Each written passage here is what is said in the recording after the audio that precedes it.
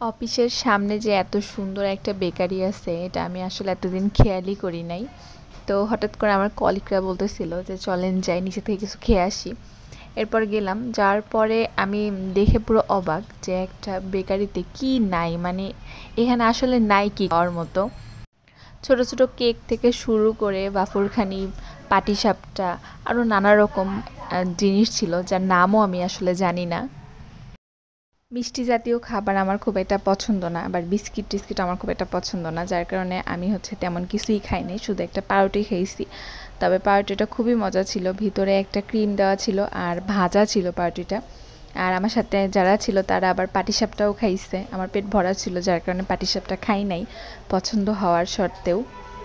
যারা এরকম বিস্কিট আর এই পাউরুটি এরকম বেকারি আইটেমগুলো পছন্দ করেন তাদের জন্য আসলে এই দোকানটা বেস্ট। আর আমি এই দোকানের অনেক রিভিউ শুনছি, আমার কলিগরা অনেক দিন এটার গল্প করছে। সামহাও আমার চোখেই পড়ে নাই, আমি এই দোকানটা স্কিপ করে গেছি। এর সামনে দিয়ে আমি প্রতিদিন অফিসে যাই আসি কিন্তু কোনোটাই দেখতে পারি নাই। এতো আমরা এই পাউরুটিটা খাইছিলাম, খাইতে অনেক মজা ছিল, ছোটোবেলার টেস্ট ফিরে পাইছি বলা চলে।